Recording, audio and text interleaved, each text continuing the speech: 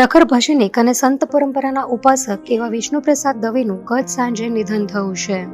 તેઓ લોકપ્રિય કલાકાર સાઈરામ દવે, નચિકેતા સ્કૂલિંગના કિશન દવે તથા સાઈ લક્ષ્મી ફાઉન્ડેશનના અમિત દવેના પિતા હતા. ટૂંકી માંદગી બાદ આજે તેમનો નશ્વર દેહ પંચમહાભૂતમાં વિલીન થયો છે.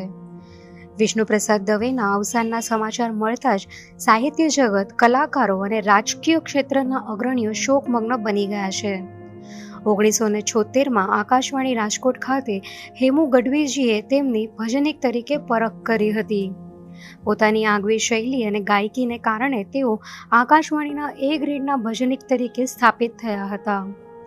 વર્ષ 2007માં તત્કાલીન મુખ્યપ્રધાન નરેન્દ્ર મોદીના હસ્તે તેમને અને તેમના પુત્ર સાઈરામ દવેને સંયુક્ત રીતે ગૌરવ પુરસ્કારથી સન્માનિત કરવામાં આવ્યા હતા. હાસ્ય કલાકાર સાઈરામ દવે પોતાની સફળતાનો તમામ શ્રેય પોતાના પિતાને આપે છે. કડક શિસ્ત અને નિર્વ્યસની જીવન જીવનાર પ્રસાદજીની વિદાયથી સૌરાષ્ટ્રની ભજન પરંપરાનો એક તેજસ્વી દીવડો બુઝાઈ ગયો છે. સાઈરામ દવેનો મુંબઈ સમાચાર સાથે વર્ષો જૂનો અને આત્મીય નાતો રહ્યો છે. આ દુઃખદ ઘડીએ મુંબઈ સમાચાર પરિવાર વિષ્ણુપ્રસાદ દવેને ભાવપૂર્ણ શ્રદ્ધાંજલિ અર્પે છે.